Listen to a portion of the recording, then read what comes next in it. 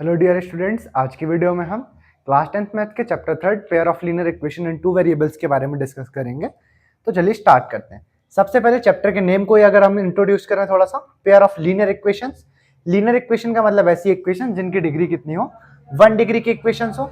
दो वेरिएबल्स मतलब number of variables हमारे पास इक्वेशन के अंदर कितने होने चाहिए, 2। अब स्टैंडर्ड फॉर्म की बात अगर करें तो स्टैंडर्ड फॉर्म जो होता है वो होता है ax plus B Y plus C is equal to 0। यहां पर here a b and c are constants, they are constants, and x and y are variables। Confuse नहीं होना है कि a b c सब के सब यहाँ वेरिएबल्स हैं। तो a b और c की जगह पर कुछ ना कुछ कांस्टेंट वैल्यूज होंगी, x और y हमारे पास को वेरिएबल्स होंगे। ठीक है, अब देखिए हमारे पास क्या होता है, हमको x और y की वैल्यू भी निकालनी होती है। अब अगर x और y की हमको वैल्यू निकालने मिले तो हम तीन कंडीशन हमारे पास बनेंगी। एक कंडीशन बनेगी कि यूनिक सॉल्यूशन हो, मतलब x और y की सिंगल सिंगल वैल्यूज मिल रही हो, है ना, यूनिक सॉल्यूशन की। एक होगा हमारे पास नो सॉल्यूशन, मतलब सॉल्यूशन ही नहीं मिल रहा है। इसके अलावा एक और होगी हमारे पास क्या कंडीशन कि इनफाइनाइट सॉल्यूशंस की। मींस इनफाइनाइट सॉल्यूशंस का मतलब है कि बहुत सारे सॉल्यूशंस मिलेंगे। कैसे हम समझते हैं, जैसे देखो यूनिक सॉल्यूशन की अगर बात करें तो यूनिक सॉल्यूशंस क्या हो जाएंगे हमारे पास को। यहां पर सबसे पहले सॉल्यूशन से भी पहले हमको एक बात जो समझनी चाहिए कि दो वेरिएबल्स अगर हमारे पास हैं तो वैल्यूज फाइंड करने के लिए वेरिएबल्स की हमको दो इक्वेशन रिक्वायर्ड होंगी।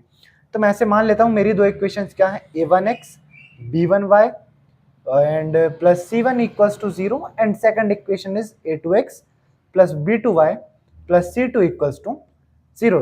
दे आर टू इक्वेशंस।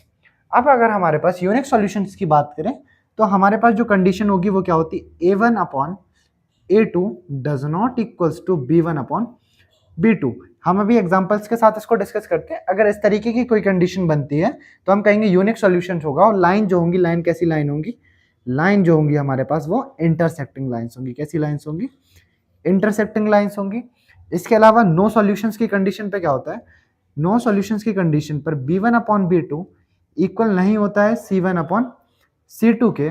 और ये जो कंडीशन होती है, ये कंडीशन होती है किसकी, हमारे पास पैरेलल लाइंस की। ये कंडीशन है किसकी, हमारे पास पैरेलल लाइंस की। मतलब अगर b1 अपॉन b2 इक्वल नहीं होगा c1 अपॉन c2 के ना, तो हम कह सकते हैं जो दोनों इक्वेशंस की लाइन बनेंगी, लीनियर इक्वेशंस मतलब लाइन फॉर्म करने वाली इक्वेशंस होंगी, लाइन जो फॉर्म होगी इनकी वो आपस में पैरेलल होगी। इसके अलावा नो सॉल्यूशन की जो कंडीशन है, मतलब सॉल्यूशन कोई भी यहाँ पर नहीं होगा। इनफाइनाइट सॉल्यूशन की जो कंडीशन है वो है a1 upon a2 equal v1 upon v2 equal c1 upon c2। मतलब इस तरीके से अगर हमको कंडीशन मिल जाए तो हम क्या कहेंगे, इनफाइनाइटली मैनी सॉल्यूशंस होंगे उस लाइन के, है ना, आपस में अगर सबका सब इक्वल हो जाए। ये कंडीशन है हमारे पास कोइंसिडेंट लाइंस के लिए। कोइंसिडेंट लाइंस के लिए, कोइंसिडेंट लाइंस का क्या मतलब होता है कि एक ही लाइन के ऊपर दूसरी लाइन होगी। फॉर एग्जाम्पल समझें, जैसे पहले इंटरसेक्टिंग लाइन बताऊं तो एक लाइन ये है, ये कोई इक्वेशन समझ सकते हो, दूसरी इक्वेशन ये समझ सकते हो। जिस पॉइंट पर इंटरसेक्ट कर रहे हैं, इस पॉइंट पर x और y की जो वैल्यू होगी ना, वो हमारे पास एक यूनिक वैल्यू हुई, इस पर्टिकुलर पॉइंट की वैल्यू है, तो वो यूनिक सॉल्यूशन के अंदर आती है इंटरसेक्टिंग लाइंस।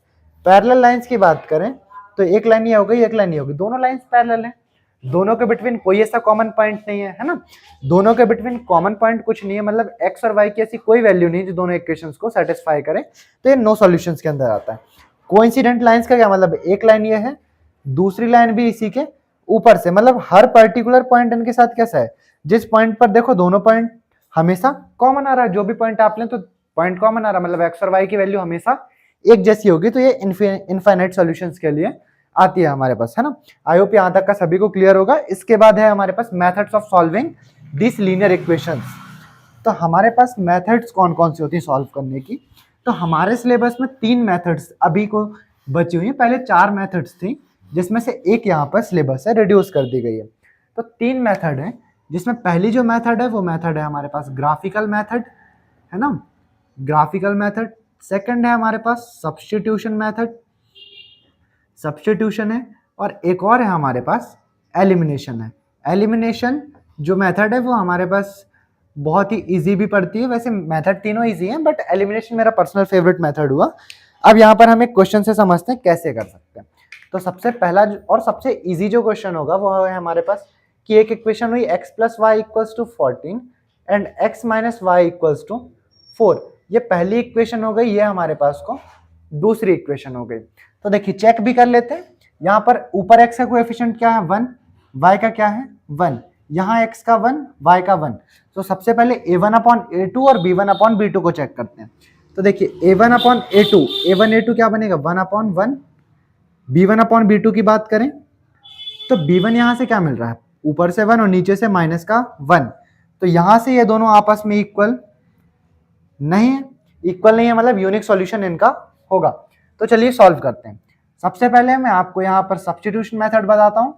देखिए ग्राफिकल मेथड को हम डिस्कस नहीं करेंगे क्योंकि एग्जाम में थोड़ा सा वो कॉम्प्लेक्स पड़ सकती है आप लोगों को, और हम लोग सॉल्व करें सब्स्टिट्यूशन एलिमिनेशन के साथ तो हमारा सिलेबस के लिए इतना सफिशियंट है बोर्ड पेपर्स को, है ना।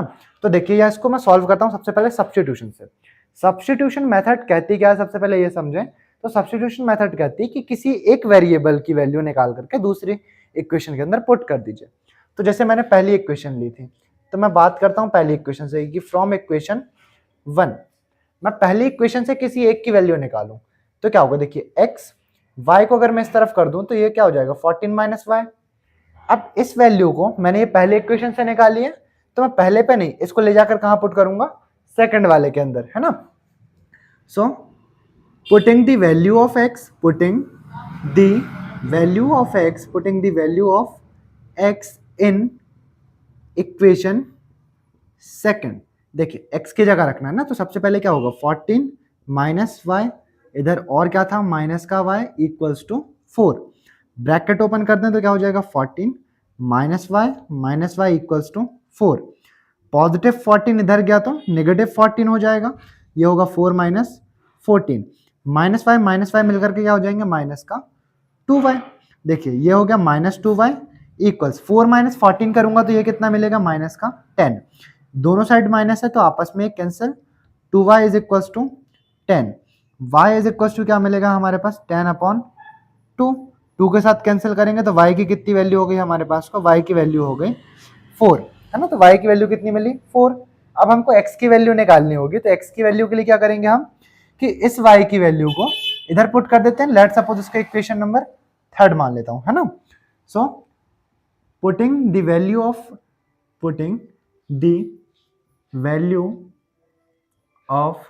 y in equation 3।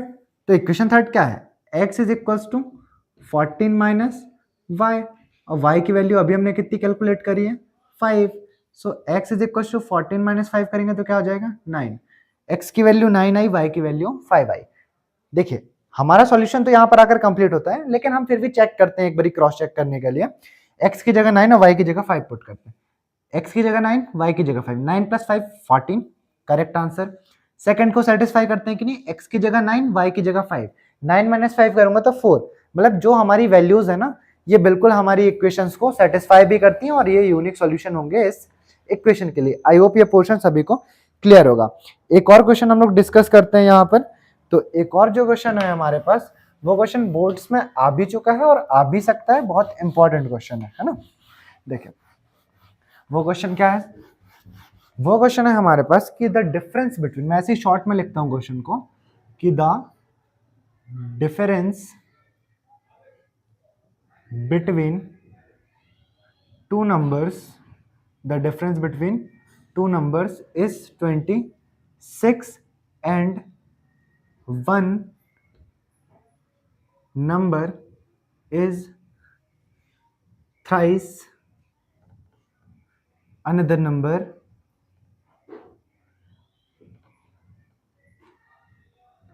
find numbers। मतलब हमको दो नंबर्स फाइंड करने हैं, दोनों नंबर्स का डिफरेंस कितना 26 और एक जो नंबर है वो दूसरे का थ्राइस है।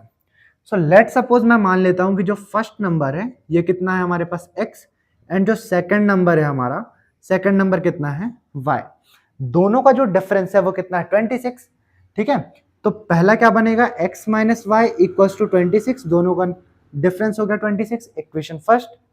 सेकंड की बात करूं कि 1 इज थ्राइस अनदर नंबर, मतलब x को मैं मान लेता हूं ये किसका 3 गुना होगा, y का, तो x y के 3 गुने के इक्वल होगा ना, x is equal to 3y, 3y को इधर ले आऊं, so x minus 3y equals to 26, equation second. अब देखिए दो इक्वेशन मिल गई हैं, यहां पर मैं इसको पिछले क्वेश्चन को मैंने सब्स्टिट्यूशन के साथ सॉल्व किया था, इस क्वेश्चन को मैं यहाँ पर एलिमिनेशन के साथ सॉल्व करता हूँ। एलिमिनेशन के अंदर हमको करना क्या होता है, किसी एक वेरिएबल को गायब करना होता है।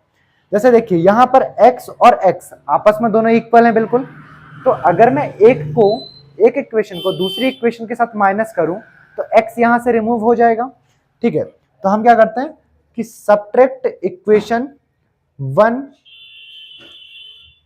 एंड 2, 1 और 2 को मैं सब्ट्रैक्ट करता हूं, तो 1 पहले लिखा तो लिखते हैं x minus Y equals to 26 and नीचे लिखेंगे x minus 3y equals to, यहाँ तो 0 था सॉरी, है ना, ये तो 0 हो जाएगा, x minus 3y equals to 0। अभी देखें माइनस करूंगा तो साइन बदलेंगे, minus plus and minus, solve करते हैं, x के साथ x कट गया, पॉजिटिव 3y नेगेटिव y, कितना बचेगा 2y, 26 में से 0 गया तो 26, y इक्वल्स क्या आएगा 26/2, कैंसिल करेंगे तो 13, y की वैल्यू कितनी हो गई 13। अब x की वैल्यू के लिए हम क्या करेंगे, y की वैल्यू को किसी भी इक्वेशन में पुट कर सकते हैं, तो हम एक काम करते हैं, इसको पुट कर देते हैं सेकंड वाली इक्वेशन में। So putting value of y in equation second. So equation second क्या है हमारे पास, x माइनस 3 इंटू वाई की value 13 equals to 0, x minus 3 into 13 करेंगे तो 39 equals to 0, x is equals to 39। ये हमको दो वैल्यूज यहाँ पर मिल गई, x और y की अलग अलग वैल्यूज हमको मिल गई। इस चैप्टर में इतना ही है, इस तरीके के बेसिक से क्वेश्चंस आप लोग अपनी तरफ से और ट्राई कर सकते हैं। अगर किसी को किसी क्वेश्चन के अंदर डाउट हो सकता है तो अपने डाउट्स को आप कमेंट कर सकते हैं, मैं आपके डाउट्स को बेशक डेफिनेटली सॉल्व करने की कोशिश करूंगा। इसके अलावा अपने डाउट्स आप कमेंट में छोड़ सकते हैं, मैं आपके सारे के सारे, इवन आप दूसरे चैप्टर्स के डाउट को भी यहाँ पर पुट कर सकते हैं, सारे के सारे डाउट्स को मैं जरूर डिस्कस करूंगा क्लास के अंदर। बाकी चैप्टर नंबर 3 के लिए इतना ही।